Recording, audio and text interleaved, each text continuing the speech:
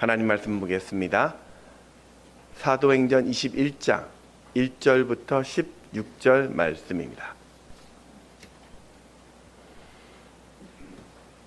사도행전 21장 1절부터 16절을 교독합니다. 우리가 그들을 작별하고 배를 타고 바로 고스로 가서 이튿날 로도에 이르러 거기서부터 바다라로 가서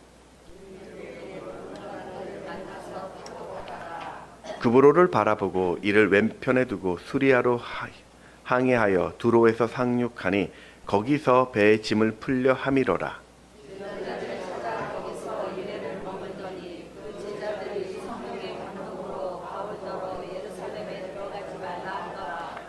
이 여러 날을 지낸 후 우리가 떠나갈새 그들이 다 그 처자와 함께 성문 밖까지 전송하거늘 우리가 바닷가에서 무릎을 꿇어 기도하고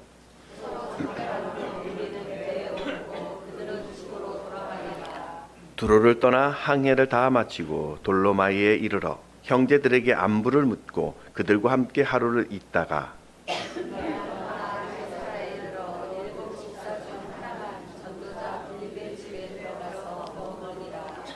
그에게 딸 넷이 있으니 처녀로 예언하는 자라.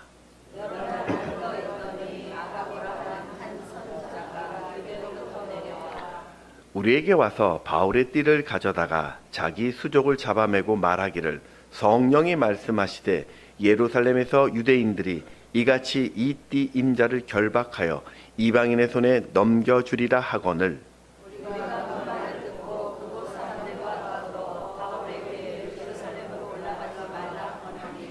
바울이 대답하되 여러분이 어찌하여 울어 내 마음을 상하게 하느냐. 나는 주 예수의 이름을 위하여 결박당할 뿐 아니라 예루살렘에서 죽을 것도 각오하였노라 하니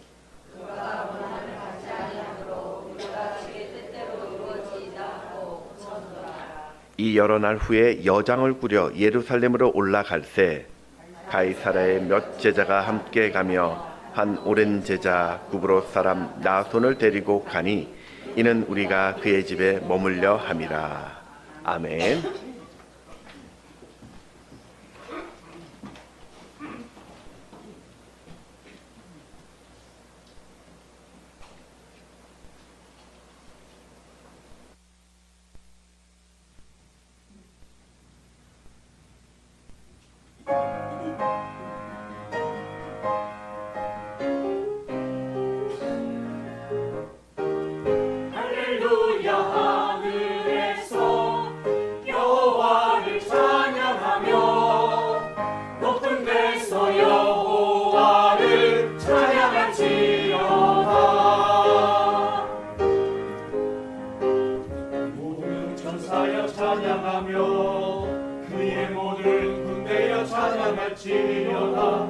모든 천사여 찬양하며 그의 모든 군대여 찬양할지어다.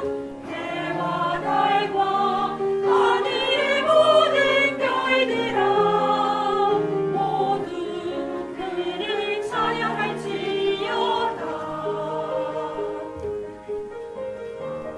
하늘의 하늘도 하늘 위에 모든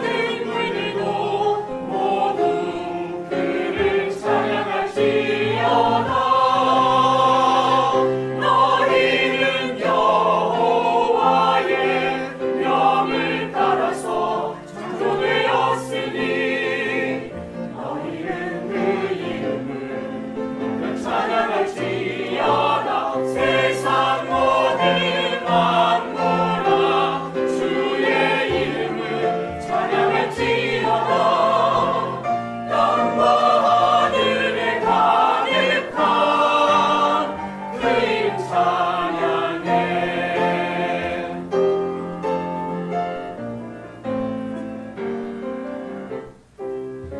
그의 이름이 높으시며 온 땅 위에 영광이 가득하시도다. 그의 이름이 높으시며 하늘 위에 영광이 가득하시도다. 세상의 왕들과 이 땅 위의 백성들 모두 그를 찬양할지어다.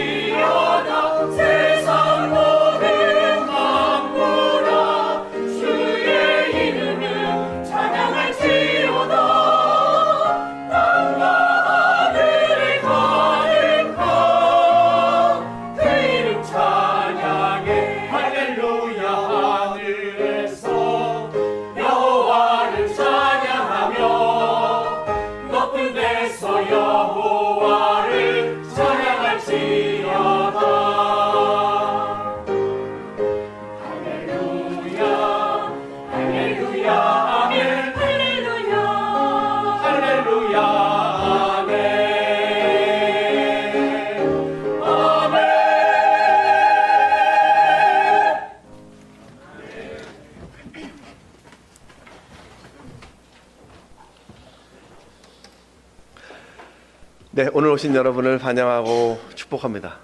더우시죠?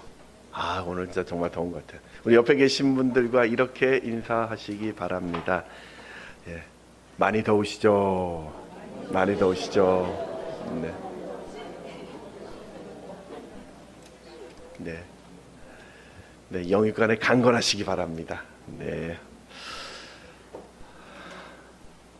네, 여러분, 사자성어 중에서 일사각오라는 말이 있습니다. 이 말은 죽기를 각오하고 신념이나 목표를 지킨다라는 뜻이죠. 일사각오를 좀 많이 사용했던 분이 바로 일제강점기 때 그 신사참배를 반대하신 우리 주기철 목사님이십니다. 이분이 이 사자성어를 아주 자주 쓰셨습니다. 이분은 7년 동안 감옥에 투옥되면서 채찍질에 또 쇠못이 박힌 그 판지를 그 맨발로 걷고 또 코에 고춧가루를 뿌리는 등 처절한 그 고문을 받으시다가 순교하셨습니다. 이분이 순교하시면서 남기신 아주 유명한 그 말이 있죠. 소나무는 죽기 전에 찍어야 푸르고 백합화는 시들기 전에 떨어져야 향기롭다. 그리고 이 몸도 시들기 전에 주님 제단의 제물이 될지어다. 이렇게 교회사를 보면 예수를 주로 믿고 믿음을 지켰던 수많은 성도들이 계셨습니다. 그리고 그들의 믿음이 있었기 때문에 지금 우리가 이렇게 서 있는 것입니다. 그리고 우리도 다음 세대를 위해서 지금의 이 믿음의 자리를 견고히 지켜야 합니다. 다시 한번 그런 마음으로 우리 옆에 계신 분들에게 이렇게 한번 좀 축복해 주셨으면 좋을 것 같아요. 하나님은 언제나 좋으신 분이십니다.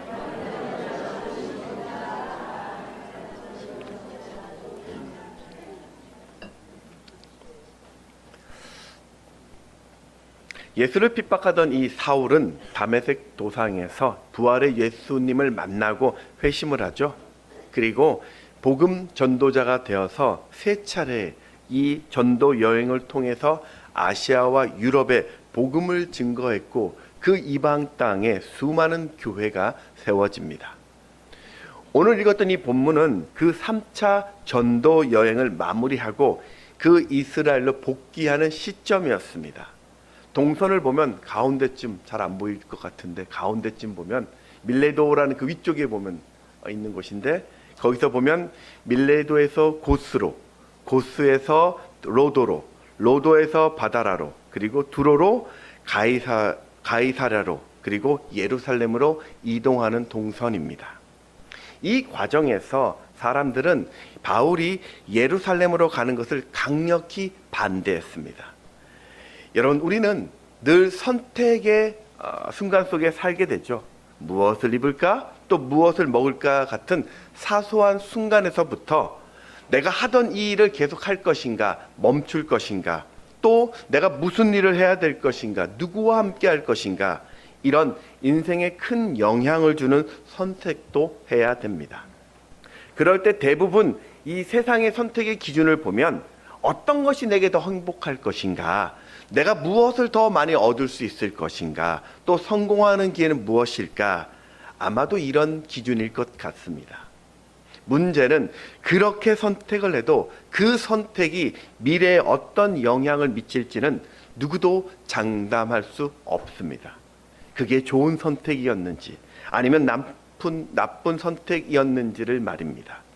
그래서 우리가 올바른 선택이라는 것, 이게 참 어려운 것 같습니다. 신앙생활도 마찬가지입니다. 내가 무엇을 선택해야 그 주님이 기뻐하실지, 무엇이 주님을 원하시는 것인지, 바로 이 질문 앞에서 우리는 제대로 된 선택을 해야 합니다. 오늘 저는 주님의 뜻을 위한 이 올바른 선택이 무엇인지, 우리가 어떤 신앙의 기준을 가지고 가야 하는지, 그 바울의 선택을 통해서 세 가지로 살펴보고자 합니다. 첫 번째는 좁은 길을 선택하십시오. 오늘 1절을 다시 보면 우리가 그들을 작별하고 배를 타고 바로 고스로 갔어. 이튿날 로도에 이르러 거기서부터 바다라로 가서. 고스라는 이 섬은 밀레도에서 배를 타고 남쪽으로 한 60km 떨어진 섬입니다. 이 섬은 의학의 아버지라 불리는 히포크라테스의 고향이기도 합니다. 이곳은 유명한 병원이 있었고 의술의 신이라고 불렸던 아스클레피오스의 신전이 있었던 곳입니다. 그래서 이 섬에는 그 당시 수많은 육신의 질병을 가진 사람들이 고침받기 위해 구름대같이 몰렸던 섬입니다. 그리고 로도라는 이 섬은 장미의 섬으로 알려진 유명한 섬입니다. 해상 무역의 중심 도시였고 수사학과 웅변을 가르치는 유명한 대학이 이 섬에 있었고 또 여기에는 고대 7대 불가사이라 불리는 높이 100m 정도의 태양의 신 헬리오스를 기념하는 거대한 청동상이 있었던 곳입니다. 그냥 상상도로 저렇게 그려진 섬입니다. 또 로도에서 동쪽으로 한 80km 떨어진 곳에 바다라라는 섬이 있습니다. 이 섬도 역시 해상 교통의 요충지로서 늘 수백 척의 상선들이 이 섬을 거쳐가곤 했습니다. 지금 오늘 본문이 소개된 바울이 거쳐간 곳들은 아주 멋지고 아름다운 장소들입니다. 가만히 보면 바울은 오직 복음만을 위해 살았습니다. 지난 4년간 그는 5,000km를 걸어 다녔고 감옥에도 갇혔고 매를 맞았고 돌을 맞고 비난과 조롱을 당하면서 굶주림 속에 쫓기면서 쉴 새 없이 사역을 했습니다. 그렇게 해서 많은 사람들이 회심을 했고 또 교회들이 개척되면서 성공적으로 이 사역을 마무리하였습니다. 자, 그렇다면 지금 돌아오는 지금은 이런 아름다운 지역을 좀 둘러보고 와도 괜찮지 않을까요? 더구나 지금 그는 사역에 올인을 해서 심신이 지쳐 있었습니다. 이런 상황이면 좀 휴식을 취한다고 누가 뭐라고 할 사람이 없습니다. 그런데도 바울은 어떻게 하든지 예루살렘을 가기 위해서만 지금 움직이고 있습니다.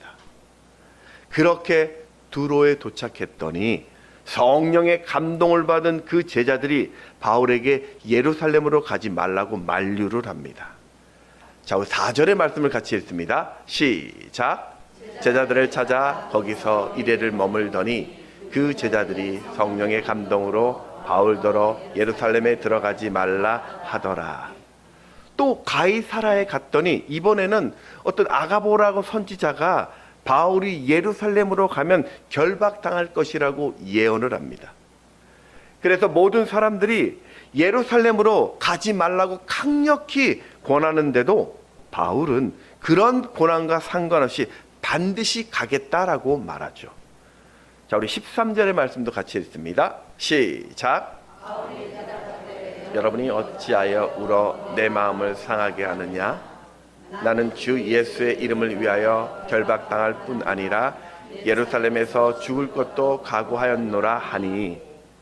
왜 바울은 이런 행동을 하고 있을까요? 그곳에 예루살렘에 커다란 상급이 있습니까? 아니면 받을 큰 권세가 있습니까? 그 예루살렘에 칭찬과 영광이 기다리고 있을까요? 그렇지 않습니다. 바울을 기다리고 있는 것은 고난과 핍박뿐입니다. 그런데도 바울은 멈추지 않습니다. 왜요? 바로 그 길이 생명이기 때문입니다. 그래서 좁더라도 사람들이 만류하는 길이라도 기꺼이 그 십자가의 길을 가려고 합니다. 마태복음 7장 13절 14절에 보면 좁은 문으로 들어가라. 멸망으로 인도하는 문은 크고 그 길이 넓어 그리로 들어가는 자가 많고 생명으로 인도하는 문은 좁고 길이 협착하여 찾는 자가 적음이라. 여러분, 우리가 예수를 믿을 때 생각해야 될 딱 한 가지는, 내가 예수를 믿으면 그 예수님이 내 꿈을 이루어주고 내가 사회적으로 성공을 하고 나에게 무슨 대단한 명성을 주는 분으로만 믿어서는 안 된다는 것입니다. 왜 이게 잘못된 생각이냐면 바로 그런 생각은 내가 주 안에서 거한다라는 것이 아니라 지금 내가 예수를 스카웃하겠다라는 것입니다. 내가 예수를 주로 모시고 그분과 함께 변화되는 인생을 살려고 하는 것이 아니라 단지 예수가 나를 도와줘서 내 삶을 여유롭게 만들려는 분으로만 믿으려고 하는 것이죠. 이러면 여러분, 이러면 내 생각과 조금만 다른 상황이 처하면 우리는 그 믿음을 멈춰버리게 됩니다. 바로 왜곡된 복음입니다. 자, 우리 로마서 8장 18절의 말씀을 읽어볼까요? 17절입니다. 시작. 자녀이면 또한 상속자 곧 하나님의 상속자여 그리스도와 함께한 상속자니 우리가 그와 함께 영광을 받기 위하여 고난도 함께 받아야 할 것이니라. 바울이 예루살렘으로 가면 고난당한다는 것은 분명한 성령의 음성이었습니다. 그런데 왜 하나님은 왜 이 바울에게 이런 불편한 그 말씀을 계속 반복해서 듣게 해주실까요? 두려움을 주려고요? 아니면 그 예루살렘을 가는 그 길을 피하라고요? 아니요. 그 좁은 길을 들어갈 준비를 하라는 말씀입니다. 우리 예수님의 생애를 보십시오. 예수님의 생애도 이 땅에서 배척당하고 고립된 삶을 사셨습니다. 제자들조차도 예수님이 고난당할 때 다 도망갑니다. 그런데도 주님은 그런 제자들을 비난하지 않고 세상을 사랑하시고 그 제자들을 다시 품어주셨습니다. 자신이 따르는 그 길은 이런 좁은 길이라고, 그런 험한 길이라 말씀하시면서 우리에게 이 십자가의 길을 걸으라고 또 말씀하십니다. 왜요? 그 이유는 십자가의 길이 부활의 길이기 때문입니다. 바로 그 좁은 길이, 그 십자가의 그 좁은 길이 영원한 생명으로 연결되어 있기 때문입니다. 그래서 이 바울은 이 좁은 길을 포기하지 않았던 것입니다. 소련의 독재자였던 스탈린 시대 때 보리스 콤펠트라는 유대인 외과 의사가 있었습니다. 이 사람이 스탈린을 비판했다가 시베리아 수용소에 수용이 됩니다. 그곳에서 그는 신실한 기독교인을 만나 유대교에서 기독교로 개종을 합니다. 그리고 그는 하나님의 사랑과 이 복음을 실천하겠다라고 다짐을 하게 됩니다. 당시 수많은 비리와 부패가 있었던 이 수용소에서 자신은 늘 정직을 행하고 예수 믿는 자로 살려고 합니다. 그러다 암 수술을 받고 회복 중이던 어떤 한 환자를 만나게 되죠. 그에게 가서 밤새도록 자신이 어떻게 신앙을 가지게 되었는지, 내가 믿는 예수님, 하나님이 어떤 분인지 그 하나님의 이야기를 들려주었습니다. 안타깝게도 이 보리스 콤펠트는 그 다음날 누군가의 살해를 당합니다. 그런데 그 전날 콤펠트를 통해서 복음을 들었던 이 환자는 그때 자신의 신앙의 결정적인 전환점이 되었다고 말합니다. 바로 이 환자가 러시아의 대문호이자 소련의 종교계를 부활시킨 노벨 문학상 수상자인 알렉산더 솔제니친입니다. 그는 이 콤펠트를 만나고 나서 이렇게 고백합니다. 나는 다시 주님을 믿습니다. 비록 제가 당신을 저버렸지만 여전히 당신은 저와 함께하였습니다. 그는 이후로 평생 예수라는 그 좁은 길을 걸었다고 합니다. 사랑하는 여러분, 우리가 하나님의 뜻대로 사는 삶, 사실은 생각보다 어려운 것들이 많습니다. 예수를 믿는 순간 어쩌면 우리는 더 많은 불편을 감수해야 하고 손해보는 것들이 생길 것입니다. 근데 여러분, 밀알은 땅에 떨어져야 열매를 맺습니다. 인생도 죽음이란 이 관문을 통해서야 영원한 생명에 이룰 수 있는 것이죠. 우리 모두는 이제 수많은 선택 앞에 서게 될 것입니다. 가정에서, 학교에서, 사회에서. 그럴 때 여러분, 바로 하나님의 뜻에 합당한 그 좁은 길을 선택하십시오. 예수 안에서의 그 고난을 후회하지 마십시오. 함께하는 그 고난은, 그렇게 가는 이 좁은 길은 반드시 그분과 함께하는 영광을 누리게 될 것입니다. 자, 두 번째, 주님의 뜻을 위한 선택은 주를 위해 결단하고 나가는 것입니다. 바울이 가이사라에 도착했을 때 초대교회 7 집사 중에 한 분이었던 빌립 집사를 만나 그 집에 거했습니다. 그곳에는 예언하는 능력이 있었던 아가보라는 선지자를 만나는데 성령님은 그를 통해서 바울의 허리띠로 자신의 수족을 잡아매고는 바울 네가 이렇게 예루살렘에서 잡힐 것이라고 예언을 하죠. 우리 11절의 말씀을 같이 읽습니다. 시작. 우리에게 와서 바울의 띠를 가져다가 자기 수족을 잡아매고 말하기를 성령이 말씀하시되 예루살렘에서 유대인들이 이같이 이 띠 임자를 결박하여 이방인의 손에 넘겨주리라 하거늘. 여러분, 사실 이 예언의 이 말씀은 여기서 처음 듣는 것이 아니었습니다. 성령님은 이미 바울에게 예루살렘에서 환난과 핍박이 있을 것이라고 밀레도에서 이미 다 알려주셨어요. 사도행전 20장 23절에 보면 오직 성령이 각 성에서 내게 증언하여 결박과 환난이 나를 기다린다 하시나. 지금 바울을 만류하는 사람들도 다 성령의 감동으로 지금 말하고 있어요. 심지어 전도자의 사명을 받았던 빌립조차도 간절히 울면서 바울을 가로막았습니다. 자, 그때 바울의 반응입니다. 세번역 성경에 보면 이렇게 표현되어 있습니다. 그때 바울이 대답하였다. 왜들 이렇게 울면서 내 마음을 아프게 하십니까?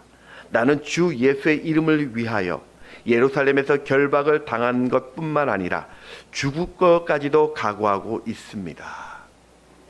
각오라는 이 단어가 원어로 헤토이모스라고 하는데 모든 준비를 마치다, 준비가 끝났다라는 뜻입니다.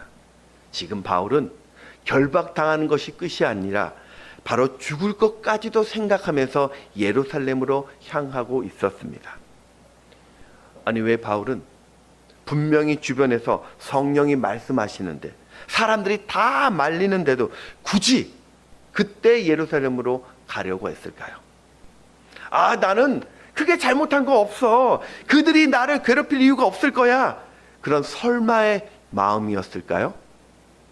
아이, 내가 고난당할지는 모르겠지만 하나님께서 나를 지켜주실 거야. 그런 막연한 기대입니까? 아니면 자존심입니까? 고집일까요? 분명히 바울은 예루살렘에 가는 것이 성령의 뜻이라고 음성을 들었습니다. 사도행전 20장 22절을 보면 보라, 이제 나는 성령에 매여 예루살렘으로 가는데. 여러분, 자 보십시오. 그렇다면 같은 성령인데, 같은 성령의 감동인데 누구에게는 예루살렘으로 가라고 하고 누구에게는 예루살렘을 가지 말라고 지금 상충되는 이야기가 나오고 있습니다. 예언이 달라진 것일까요? 아닙니다. 이거는 예언이 달라진 것이 아니라 해석의 차이였습니다. 이전부터 분명히 성령은 바울이 예루살렘에서 결박과 투옥당할 것이라고 말씀을 주셨습니다. 그때 사람들은 그 성령의 말씀, 감동을 듣고 나서 자신들이 판단에 근거해서 예루살렘에 가지 말라고 지금 이야기를 한 것입니다. 바울의 동역자들이 눈물로 이 바울을 말리는 이 장면, 정말로 감동적인 장면이죠. 얼마나 바울을 사랑하고 존경했으면 예루살렘으로 가지 말라고 그렇게 강렬하게 울면서 요청했을까요? 근데 여러분, 그들이 깨닫지 못한 한 가지 사실이 있었습니다. 비록 그 예루살렘에 결박과 환난이 기다리고 있는 것은 사실이지만 바울이 그 부르심에 순종했을 때 하나님은 바울을 통해서 위대한 구원의 역사가 이루어진다라는 것을 바로 이들은 몰랐던 것입니다. 사실 우리가 알고 있는 것처럼 이후에 보겠지만 바울은 예루살렘에서 결박당함으로써 그 순교의 길을 끝에는 끝내는 가게 되지만 그로 인해서 로마로 가서 복음 전할 기회를 얻게 됩니다. 여러분, 지금 바울은 이 복음을 전하는 것이 과분한 은혜로 알고 있었습니다. 교회를 짓밟던, 예수를 핍박하던 죄인 중에 괴수였던 자신을 하나님이 불러주셔서 구원을 받습니다. 그것도 감사한데 수많은 믿음의 인물 중에서 초라한 자신을 주님이 선택해서 이방인을 구원하며 사도로 세워주셨죠. 이 놀라운 은혜 앞에 서니까, 이 놀라운 사랑 앞에 서니까 복음을 전하다 죽는 것도, 그런 결박을 당하는 것도 괜찮다는 거예요. 지금 그는 이 땅의 부귀 영화를 누리고 성공을 위해 예수님을 따르던 것이 아니라 자신에게 맡겨진 그 거룩한 사명을 위해 살고 있었습니다. 그가 받은 사명이 무엇일까요? 바울이 받은 그 사명은 무엇일까요? 사도행전 20장 24절의 말씀을 같이 읽습니다. 시작. 내가 달려갈 길과 주 예수께 받은 사명 곧 하나님의 은혜의 복음을 증언하는 일을 마치려 하면은 나의 생명조차 조금도 귀한 것으로 여기지 아니하노라. 그래서 바울은 성령님이 예루살렘으로 가는 길이 환난과 그 핍박의 길이라는 것을 알려주실 때마다, 반복적으로 그 성령의 감동을 들을 때마다, 그건 내가 예루살렘으로 가지 말라라는 말씀이 아니라 자신을 그 길로 부르시고 계시는 하나님의 부르심으로 해석을 한 것입니다. 그래서 주님의 손길에 자신의 인생을 맡기고 불안한 미래를 향해서 한 걸음씩 순종의 발걸음을 내딛고 있었던 것이죠. 그것을 알게 된 이 제자들, 그제서야 바울에게 주의 뜻대로 이루어지길 원한다라고 말을 합니다. 오늘 14절을 보면 그가 권함을 받지 아니하므로 우리가 주의 뜻대로 이루어지이다 하고 그쳤노라. 여러분, 무슬림들이 가장 많이 쓰는 단어가 인샬라라는 아랍어가 있습니다. 인샬라. 뜻이 뭐냐면 신의 뜻대로입니다. 그런데 이 무슬림이 쓰는 인샬라라는 뜻은 진짜 신의 뜻을 구하는 것이 아니라 그 뜻이 이렇습니다. 이야기하다 인샬라 그러면 그래? 그렇게 해. 뭐 그렇게 되겠지 뭐. 될 대로 되는 거야. 이런 체념의 뜻이 더 강하다라고 말합니다. 하지만 오늘 본문이 이야기하는, 성경이 이야기하는 주의 뜻대로라는 의미 안에는 내 지금에 처한 상황보다는 전능하신 하나님의 뜻에 내가 순종하겠다라는 고백이 담겨 있는 것, 그게 주의 뜻대로입니다. 물론 제자들이 바울이 그곳에서 어떤 일을 겪는지 다 안다는 뜻은 아닙니다. 예루살렘에 가는 것이 고난의 길이지만 그 사명의 길에 하나님의 깊은 뜻이 있다라는 것을 알고 믿음으로 축복해 주는 것이 바로 오늘 14절에 이야기했던 주의 뜻대로 이루어질지이다. 바로 이 고백인 것이죠.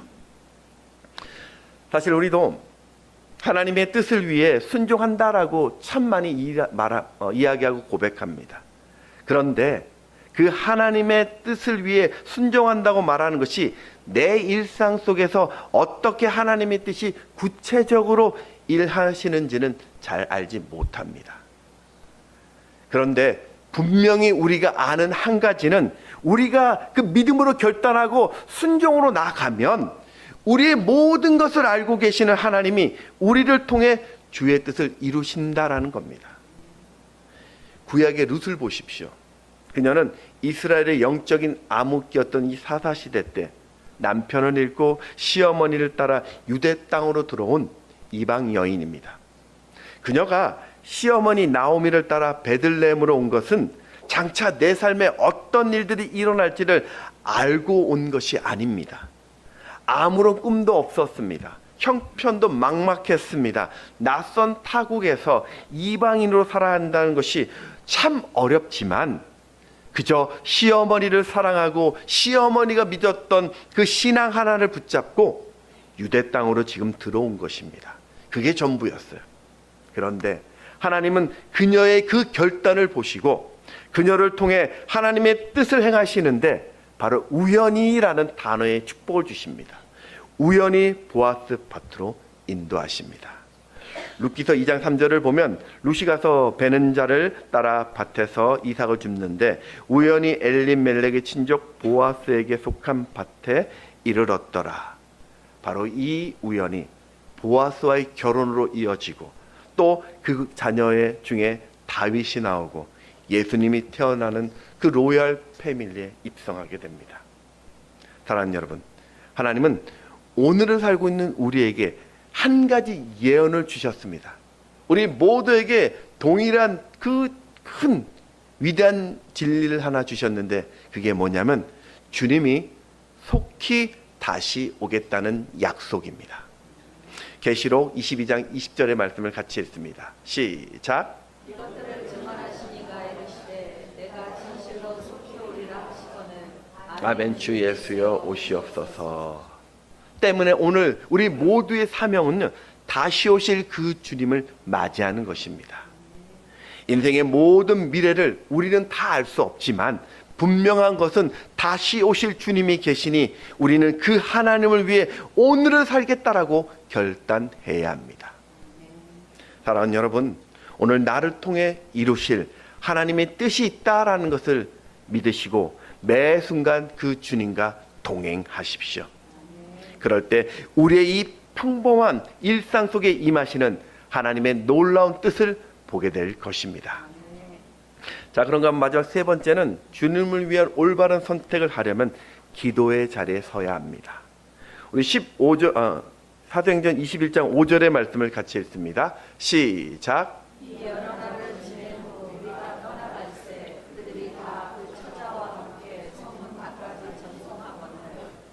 우리가 바닷가에서 무릎을 꿇어 기도하고, 두로에서 제자들이 바울을 전송할 때 그 성문 밖까지, 그러니까 항구까지 따라와서 전송을 합니다. 그런데 보면 헤어질 때 그냥 악수나 하고 허그하고 헤어진 것이 아니라 서로 둘러앉아서 무릎을 꿇고 함께 기도를 합니다. 여러분, 무릎을 꿇는다라는 것은 간절한 믿음의 표현이고 하나님께 대한 순종의 표현입니다. 그때 제자들은 아마도 기도가 바울이 결박과 환란이 기다리는 그 예루살렘으로 가지만 그곳에서 어려움을 이기고 승리하도록 기도했을 것입니다. 그리고 바울과 그 일행도 구약 시대부터 우상과 타락의 도시였던 이 두로에서 예수의 제자들이 믿음을 굳건히 세울 수 있도록 무릎을 꿇고 기도했을 것입니다. 우리 5절을 다시 한번 좀 띄워주시겠습니까? 예, 여기 보면은 그들이 다 그 처자와 함께라는 표현이 나옵니다. 그들이 다 그 처자와 함께라는 표현이 있죠. 이 표현은 사도행전 전체에서 딱 여기만 나와 있습니다. 그러니까 두로에 있었던 예수의 제자들은 자신들만 나와서 바울을 배웅한 것이 아니라 자신들의 식구들, 아내와 그 자녀들까지 다 데리고 나와서 지금 함께 무릎을 꿇어 기도하고 있는 장면을 여러분 상상하시면 됩니다. 여러분 생각해 보십시오. 지금 그곳은 팔레스타인 최대의 항구 도시입니다. 항상 사람들이 붐볐습니다. 그런데 그런 곳에서, 사람이 많은 그런 곳에서 척 무릎을 꿇고 기도한다? 여러분, 이건 아마도 모든 사람들이 다 그들을 주목했을 것입니다. 그리고 기도하는 그 모습을 보면서 이상하게 생각했을 것입니다. 그런데도 이들은요, 주변 시선을 하나도 의식하지 않습니다. 왜요? 왜 그럴까요? 기도가 무엇이 있는지를 알았기 때문입니다. 기도가 주님의 뜻을 알게 하는 능력이라는 것을 알았기 때문입니다. 우리 구약성경의 다니엘은요, 다리오 왕 때 누구라도 절하면 사자굴에 던져진다는 것을 알면서도 하루에 3번씩 하나님께 무릎을 꿇고 기도합니다. 그러자 하나님이 기도하는 자신을 지키사 던져진 그 사자굴에서도 아무런 일이 일어나지 않습니다. 이스라엘에 그 비가 사라진 지 3년 6개월이 되었을 때 엘리야 선지자가 갈멜산 그 꼭대기에 올라가 땅에 엎드려 머리를 무릎 사이에 넣고 비를 내려달라고 간절히 기도합니다. 그러자 바다 쪽에서 손만한 작은 구름이 올라와 하늘에 이스라엘의 큰 비가 내리기 시작하였습니다. 베드로가 감옥에 갇혔을 때 초대교회 성도들이 합심하여 기도했더니 감옥문이 열리는 놀라운 기적을 맛봅니다. 바울과 실라가 빌립보 감옥에 갇혔을 때 한밤중에 그 찬송과 기도를 하자 감옥터에 지진이 일어나 매인 것이 다 풀어지는 역사를 보았습니다. 세상은 미래를 알 수 없기 때문에 우리가 미래를 바라볼 때마다 불안과 근심에 빠질 수밖에 없습니다. 그러니까 운명이라는 그 단어로 미래를 포장해 버립니다. 걱정과 염려에 갇혀서 오늘을 포기하게 만듭니다. 근데 여러분, 인생의 답은 나를 만드신 하나님께 있습니다. 그러니 염려하지 마시고 불안해하지 마시고 나를 향한 하나님의 뜻을 구하시기 바랍니다. 여러분, 기도할 때 문제가 해결되시고 돕는 자가 나타날 것이며 기막힌 그 환경이 열리게 될 것입니다. 한 성악가였던 테너셨던 최화진 교수님이 만난 하나님의 이야기를 좀 하고 싶습니다. 이분은 뉴욕의 줄리아드 음대를 수석 입학하고 미국 나약대 교수로 재직하면서 성악가로서 화려한 경력을 가지고 계십니다. 뉴욕타임즈에서 그를 가장 힘차고 아름다운 테너 음의 소유자라는 찬사를 보냈습니다. 이분은 어릴 적에 아버지의 사업 실패로 정말 어려운 가난한 어린 시절을 보냅니다.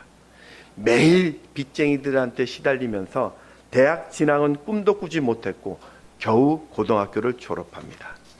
그러다 친구의 전도로 교회를 가게 되었고 노래를 좋아하던 그는 이 찬양대에 서게 됩니다. 그리고 찬양대에서 은혜를 받았는데 그 찬양 가운데 성령 체험을 합니다. 여러분, 성령 체험을 하면 이 찬양대 지원하시기 바랍니다. 여기 이 찬양대 자리 있습니다. 이분은 군대에서 남성 중창단을 만들어서 활동하다가 극동방송의 중창단원이 되고 있고 찬양 공연으로 세계 선교 여행을 하다가 갑자기 하나님 주셨던 마음이 음악 공부를 좀 하고 싶은 그 마음을 가지게 됩니다. 그리고 하나님의 도움으로 미국에서 초청장을 받게 되었습니다. 하지만 어려운 가정 형편에 고민하다가 간신히 비행기 표를 구하고 단돈 $40만 들고 아내와 함께 미국으로 갑니다. 경제적인 형편이 너무 어려워서 버지니아의 시골 산골에 들어가 살게 되었는데 근처에 허름한 그 초급 대학, 오늘날 뭐 전문대학이라고 하더라고요. 거기에 입학해서 음악 이론을 배우면서 주일에는 교회에서 찬양을 했습니다. 신기한 것은 그가 찬양을 부를 때면 하나님이 그 찬양에 감동을 주셨어요. 그래서 막 찬양을 하면, 특송을 하면은 막 성도들이 울고 막 하나님의 영광을 돌리는 거예요. 그래서 이분이 나중에는 버지니아주 일대에서 특송 스타로 불렸다고 합니다. 많은 교회에서 특송을 막 초대받아가지고 했다고 해요. 어느 날은 찬양을 다 마쳤는데 어떤 할머니가 와서 감사 표시로 지폐를 건네면서 아니 당신이 음악에 소질이 있는데 왜 이런 시골에 있냐고 뉴욕의 줄리아드 음대나 맨하튼 음대에 가라고 권면을 했대요. 그때 이 최하진 교수는 그 할머니에게 나에게는 어린 두 딸도 있고 경제적으로 감당할 수 어렵고 그리고 자신은 그런 대학에 갈 실력이 되지 않는다라고 말했대요. 그때 할머니가 다짜고짜 이런 말을 했답니다. 기도해봤어요? 기도해봤어요. 그 결정은 자네가 하는 것이 아니라 하나님이 하시는 것이라고 이야기했답니다. 그게 가슴에 꽂혔대요. 그날부터 기도를 합니다. 그런데 며칠 뒤에 뉴욕에서 서류 봉투 하나가 도착했답니다. 보니까 이 할머니가 보낸 줄리어드 음대 입시 요강이었대. 요강 자료를 이제 보내준 거예요. 입시 원서를 보는데 드는 생각이 할머니 참 속도 모르고 참 이런 거 돈을 보내주시지 속도 모르고 입시 요강만 보내줬다고. 보니까 자신은 입시 레슨 한 번 받아볼 수 있는 상황도 안 되고 받아본 적도 없고 준비도 어렵고 그런데 어떻게 세계적인 음대를 가냐 싶어서 원서를 쓰레기통에 버리고 밭으로 일하러 갔대요. 그런데 일을 하는데 갑자기 마음에 한 음성이 들렸대요. 그 음성이 뭐냐면 너 지금까지 어떻게 노래를 배웠냐라는 질문이었대요. 야, 너 어떻게 지금까지 노래 누구한테 배웠어? 생각해 보니까 지금까지 자신은 누구한테 제대로 배워본 적이 없더래요. 누가 가르쳐 준 적도 없는데 나름 시골에서 특송 스타가 된 것을 보니까 그제서야 하나님의 작품이었다라는 것을 깨닫게 됩니다. 그래서 기도하면서 줄리어드 음대 입시 요강을 보고 독일어, 영어, 이탈리아어, 프랑스어로 된 가곡 테이프를 사서 그것을 계속 반복해 들으면서 목소리와 발음을 그대로 따라했다고 합니다. 그렇게 시험을 보는데 놀라운 것은 400명 중에 1등으로 줄리어드 음대에 합격을 하게 됩니다. 사람들이 와서 야, 너는 누구한테 레슨을 받았냐고 어떻게 시험을 준비했냐라고 묻자 이분이 나는 돈이 없어서 그냥 테이프를 사서 그거 듣고 따라한 것이 전부였다라고 말하니까 사람들이 입을 다물지 못했다고 합니다. 이분은 이후부터 그 뉴욕의 그 비싼 주거비나 학비나 생활비가 부족할 때마다 답이 기도밖에 없었더래요. 밤새 울면서 기도하면 신기하게도 하나님이 묘한 방법으로 응답해 주시더라는 거죠. 그렇게 은혜로 공부를 하게 되었고 수많은 경연대회와 공연을 하면서 성공을 달리게 되는데 어느 날 정작 자신에게 가장 잘 어울리는 무대가 찬양하는 무대였다라는 것을 하나님이 깨닫게 해주십니다. 그리고 자신이 받았던 인생의 이 놀라운 은혜를 내가 다 갚을 때까지 하나님을 위한 무대에서 찬양하겠다라고 결단을 합니다.